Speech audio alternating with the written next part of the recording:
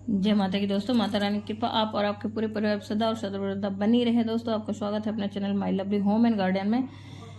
दोस्तों आज हम लोग बात करेंगे कि सावन के महीने में भगवान शिव की कृपा पाने के लिए सोमवार के व्रत जो किए जाते हैं वो किस प्रकार से किए जाएं, और 16 सोमवार के व्रत भी किए जाते हैं भगवान को प्रसन्न करने के लिए, क्योंकि भगवान भोलेनाथ माता पार्वती के साथ सावन के महीने में धरती पे विचरण करते रहते हैं, धरती पे आए रहते हैं, अपने ससुराल में आए रहते हैं। दोस्तों तो सावन के महीने में भगवान को प्रसन्न करने का विशेष हमें मौका मिलता है, और इस बार हम लोग बहुत ही खुश नसीब हैं कि 19 सालों बाद ऐसा मौका मिल रहा है कि अधिक मास जो है सावन के साथ लग रहा है।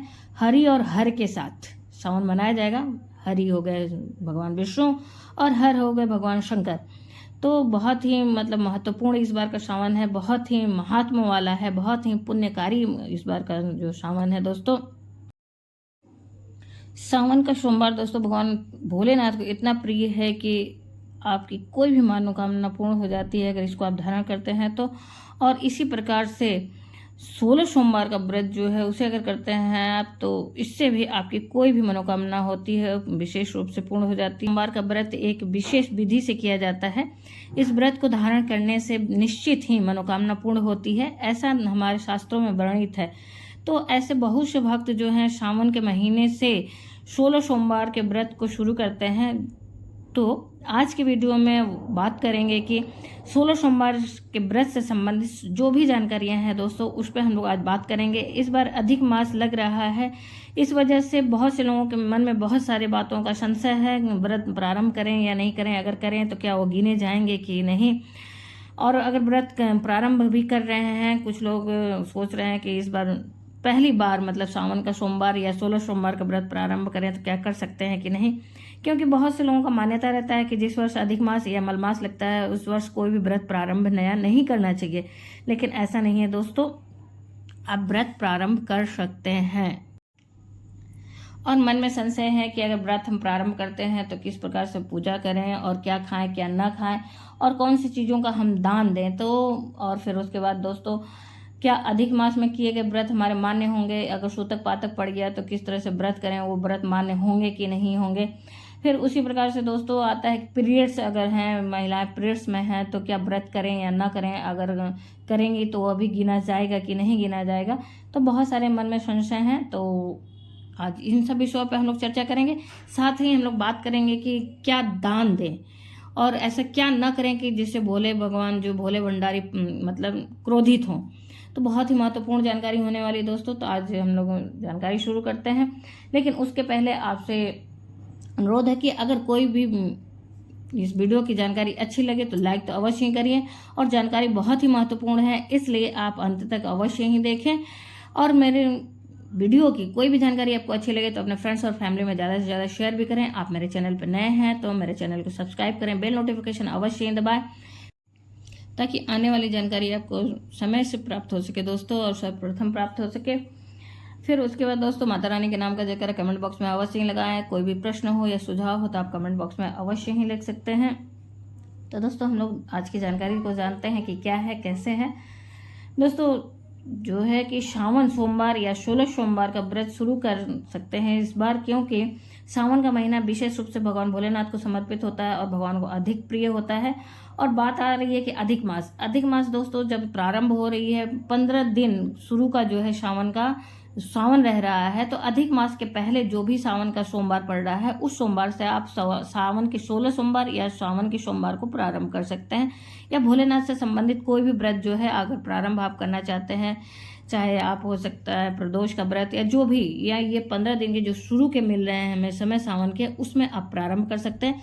अधिक मास प्रारंभ होने के बाद से हम कोई नया व्रत नहीं प्रारंभ करते हैं। तो जैसे कि आप पहला सावन का सोमवार जो पड़ रहा है 10 को पड़ रहा है, फिर दूसरा 17 को पड़ रहा है, तो आप इन दोनों में से किसी से भी अपना व्रत प्रारंभ कर सकते हैं दोस्तों। और फिर उसके बाद बात रही कि अगर हम शुरू करते हैं तो क्या बीच के जो अधिक मास वाले सावन के सोमवार हैं उसे करना चाहिए कि नहीं करना चाहिए।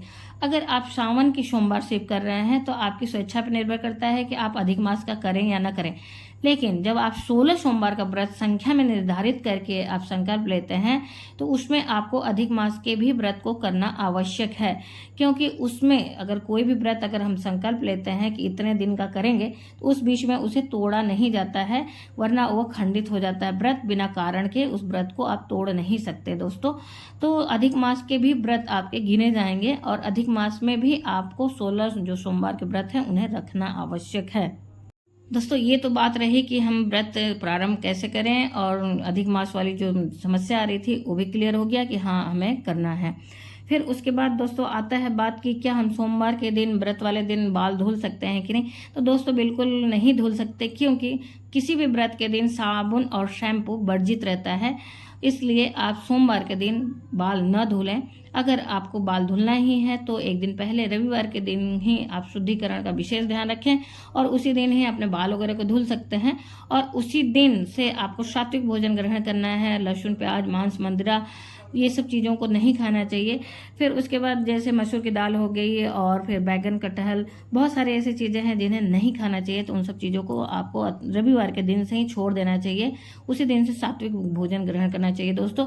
और साथ में ब्रह्मचर्य, जो शादीशुदा लोग हैं वो ब्रह्मचर्य जीवन जिए, रविवार के दिन से ब्रह्मचर्य का पालन करना चाहिए और फिर उसके बाद सोमवार का व्रत धारण करेंगे। अब दोस्तों बात आती है कि पूजा कैसे करें। पूजा दोस्तों इस दिन आप ब्रह्म मुहूर्त में उठेंगे और नित्य क्रिया से निवृत्त होने के बाद अपने स्नान आदि गंगा जल मिश्रित जल से करने के बाद अब पूजा स्थल पे पहुंचेंगे, अपने घर के पूजा स्थल पे पहुंचेंगे और वहीं पे आप सर्वप्रथम सूर्यदेव को जल अर्पित करेंगे। अपने सूर्यदेव को जहां भी जल अर्पित करते होंगे जल अर्पित करेंगे। फिर उसके बाद अपने पूजा स्थल पे आकर गंगा जल का छिड़काव करके शुद्धिकरण करेंगे। और अगर आपके घर में शिवलिंग है या फिर भगवान का कोई भी विग्रह रूप है तो उसे आज के दिन विशेष करके गंगा जल मिश्रित जल से अभिषेक कराएं। अगर विग्रह नहीं है या शिवलिंग नहीं है तो आप अगर प्रतिमा रूप में है तो उसे सिर्फ जल का छींटा देके शुद्धिकरण करें दोस्तों।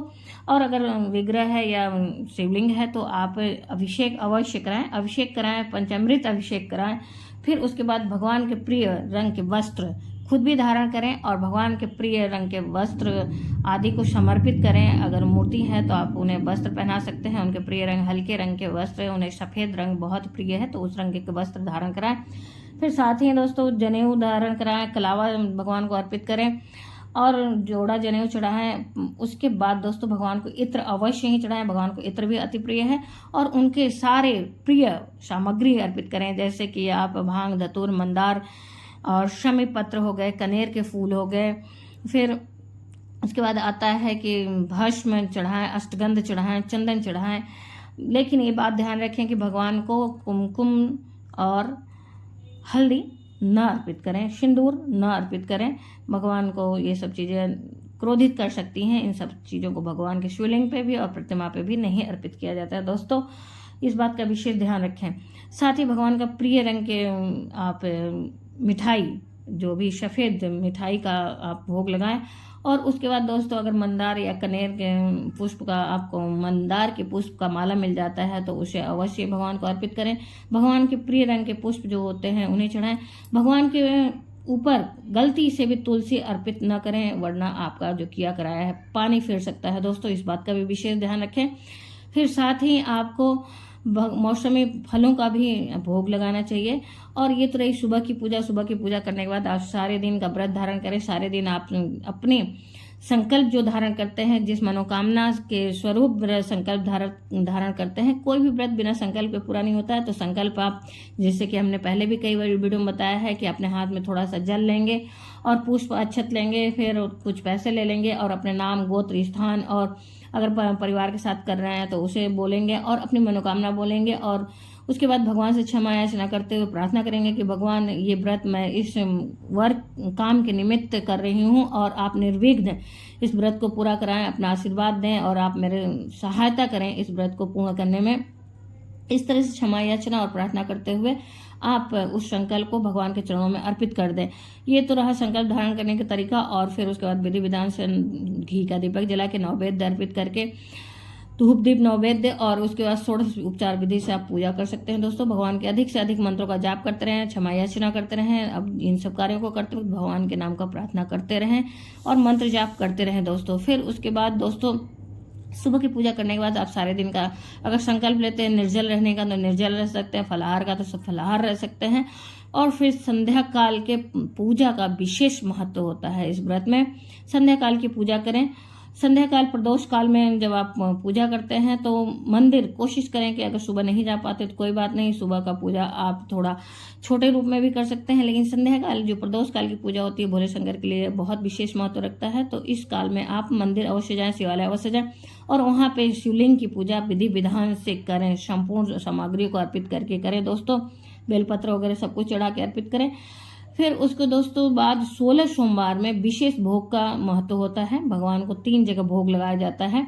उसमें से 2 भोग अगर आप मंदिर में लगाते हैं तो 2 भोग आप, एक भोग को ब्राह्मण को दान देंगे, एक भोग आपने ग्रहण करने के लिए रखेंगे और एक भोग, एक हिस्सा जो होता है भगवान को भोग लगाने के बाद जो 3 हिस्से करते हैं भोग प्रसाद का, उसमें से एक हिस्सा आप अपने परिजनों में बांटेंगे। तो इस तरह से आप मंदिर में भी अगर गए तो आप इस तरह से कर सकते हैं। एक हिस्सा मंदिर में छोड़ सकते हैं और एक हिस्सा आप 2 हिस्सा वहां से उठा के लाइए और एक हिस्सा आप अपने खुद के ग्रहण करने के लिए रखिए और एक हिस्सा आप अपने परिजनों में वितरित करें। फिर रही बात घर पे अगर आप करते हैं तो घर पे भी पूजा के बाद प्रसाद का 3 हिस्सा करेंगे इसी प्रकार से और एक हिस्सा ब्राह्मण के निमित्त आप रखेंगे। फिर दोस्तों संकल्प हम पहले दिन ही धारण करेंगे और प्रति सोमवार को हम सिर्फ साधारण तरीके से हाथ में जल लेके शिव भगवान से क्षमा याचना करते हुए प्रार्थना करेंगे कि आप मेरे व्रत को निर्विघ्न पूर्ण कराएं, आप सहायता करें कि हम इस व्रत को निर्विघ्न पूर्ण कर सके दोस्तों। और रही बात कि आप प्रसाद ग्रहण करने के पहले संध्या काल में जो पूजा करते हैं उसके बाद प्रसाद जो ग्रहण करते हैं उसके पूर्व आप ब्राह्मण के निमित्त कुछ दान की वस्तुएं निकाल सकते हैं और दक्षिणा अपने सामर्थ्य के अनुसार निकाल सकते हैं तो निकाल दें और उसके बाद ही आप प्रसाद ग्रहण करें। और अगर आपका सामर्थ्य नहीं है तो आप मीठा भोजन ग्रहण कर सकते हैं। 16 सोमवार वाले व्रत में आप मीठा भोजन ग्रहण कर सकते हैं दोस्तों और मीठा भोजन ग्रहण करके आप अपना व्रत संपूर्ण कर सकते हैं। इसी प्रकार से इस बात का और विशेष ध्यान रखिए कि आप पहले सोमवार को जिस प्रसाद का विशेष भोग लगाएंगे वह प्रसाद हर बार लगेगा, हर 16 सोमवार को वही प्रसाद का भोग लगेगा। जैसे कि अगर आप प्रथम बार केले का भोग लगाते हैं या खीर का भोग लगाते हैं या जिस भी वस्तु का भोग लगाते हैं वह वस्तु हर सोमवार में, हर 16 सोमवार में आपका मतलब एकदम अनिवार्य रूप से रहेगा ही रहेगा। तो अगर केले का भोग आप प्रथम सोमवार को लगाते हैं तो हर सोमवार को आपको केले का भोग लगाना अति आवश्यक रहेगा। उसके साथ में अगर बाद में आप कोई और भी भोग प्रसाद लगाना चाहते हैं तो साथ में लगा सकते हैं और लेकिन प्रथम भोग वही भोग रहेगा जो पहली बार लगता है, पहले सोमवार से शुरू किया जाता है। तो इस बात का विशेष ध्यान रखें। ये तो रही जानकारी दोस्तों कि व्रत कैसे करें हम और कैसे पूजा मतलब संपूर्ण करें। लेकिन कुछ लोग वर्किंग होते हैं तो वो मतलब उनकी संध्या काल की अगर मजबूरी है तो वो सुबह में ही इस सारे विधि विधान से पूजा कर लें। अगर संभव हो तो कोई घर में हो तो अगर इस तरह से जाके शाम को पूजा कर देता है तो ठीक है, नहीं तो आप सुबह ही विधि विधान से सारी पूजा करें, आपकी मजबूरी हो जा रही है। फिर रही दोस्तों बात कि आप जो है कि जब आप पीरियड्स में हैं तो पीरियड्स में भी आप व्रत रखेंगे और घर में कोई है तो आप पूजा करवा लेंगे उससे। और इसी प्रकार से अगर आप पूजा नहीं करवा पाते हैं तो वो व्रत मान्य नहीं होगा, वो व्रत गिना नहीं जाएगा। आपको व्रत तो धारण करना पड़ेगा लेकिन व्रत गिना नहीं जाएगा। जो आपका बीच का ब्रेक होगा, जितना पहले आप किए रहेंगे उसके बाद उतना जो बचा रहेगा उस पीरियड वाले वीक को छोड़ के, सप्ताह को छोड़ के फिर उतना व्रत और जो बचा रहेगा उसे करना पड़ेगा। और इसी प्रकार से सूतक पातक में, अगर सूतक पातक की बात आती है तो सूतक पातक में दोस्तों आपकी मजबूरी होती है, उसमें आप व्रत को छोड़ सकते हैं और शुरू में जितना किए रहेंगे सूतक पातक बीतने के बाद आप उतना व्रत बचा हुआ कर सकते हैं, उसमें व्रत खंडित नहीं माना जाता है। लेकिन पीरियड्स में आपको व्रत रखना पड़ेगा, पीरियड्स में व्रत को छोड़ा नहीं जाता है दोस्तों कई बार ऐसा होता है कि जब आप शाम को प्रसाद लेके आते हैं 3 हिस्से, तो उसमें से एक हिस्सा जो ब्राह्मण का रहता है, कई बार ब्राह्मण नहीं मिलते हैं, तो उस स्थिति में आप वो ब्राह्मण के निमित्त जो प्रसाद है उसे आप गाय को खिला सकते हैं।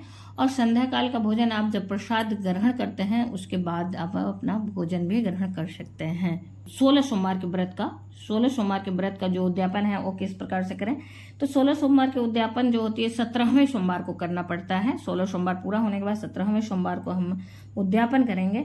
और उद्यापन के दिन आप विधि विधान से पूजा अर्चन करेंगे सुबह में, और आरती हवन आरती के बाद आप 16 जोड़ा दंपति, पति पत्नी मतलब 16 जोड़ा दंपति को आप बुलाएं अपने घर पे भोजन पे, और सात्विक भोजन कराएं और सामर्थ्य के अनुसार आप दान दक्षिणा दें और उनसे आशीर्वाद प्राप्त करें।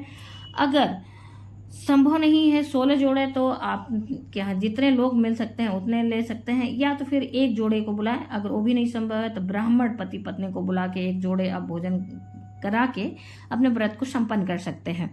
अगर वो भी नहीं संभव है तो आप ब्राह्मण के निमित्त जो दान होता है उन सब सामग्रियों को निकालें और उसे जो पति पत्नी के निमित्त मतलब आप दान की वस्तुएं जो निकालना है, आप जो भी आप दान करना चाहे कर सकते हैं, वस्त्र आदि सब भी दान कर सकते हैं अपने सामर्थ्य के अनुसार, या तो फिर सिर्फ पैसे दे सकते हैं, भोजन की सामग्री निकाल सकते हैं। और इन सब चीज़ों को दान के लिए निकाल के आप उन्हें किसी पंडित को या फिर किसी मंदिर में आप दे आ सकते हैं पंडित के निमित्त। इस प्रकार से आप अपना उद्यापन व्रत का कर सकते हैं दोस्तों। तो दोस्तों 16 सोमवार की पूजा विधि की पूर्ण जानकारी मैंने देने की कोशिश की और आशा करते हैं कि ये जानकारी आपको अच्छी लगी होगी। अगर अच्छी लगी तो आप लाइक तो अवश्य करें, आपके लाइक हमारे लिए बहुत ही महत्वपूर्ण है, उसी से हम लोग को पता चलता है कि यह वीडियो आपको उपयोगी लगी। अगर वीडियो उपयोगी तो आप अपने फ्रेंड्स और फैमिली में ज़्यादा से ज़्यादा शेयर भी करें। दोस्तों आप मेरे चैनल पर नए हैं तो मेरे चैनल को सब्सक्राइब करें, बेल नोटिफिकेशन अवश्य दबाएं ताकि आने वाली जानकारी आपको सर्वप्रथम प्राप्त हो सके, समय से प्राप्त हो सके। फिर उसके बाद दोस्तों माता रानी का जयकारा कमेंट बॉक्स में अवश्य ही लगाएं, और कोई भी प्रश्न हो, कोई भी सुझाव हो तो आप लिख सकते हैं। धन्यवाद दोस्तों, फिर मिलते हैं एक नई वीडियो में नई जानकारी के साथ। दोस्तों हम लोग अगली वीडियो में बात करेंगे कि सोमवार जो 16 सोमवार का व्रत होता है उसमें हमें किन वस्तुओं का भोजन ग्रहण करना चाहिए और किन वस्तुओं का दान नहीं करना चाहिए, और उसके बाद किस रंग के कपड़े को नहीं धारण करना चाहिए। तो कुछ महत्वपूर्ण विषयों पे हम लोग बात करेंगे अगली वीडियो में। फिर मिलते हैं दोस्तों नई जानकारी के साथ नए वीडियो में।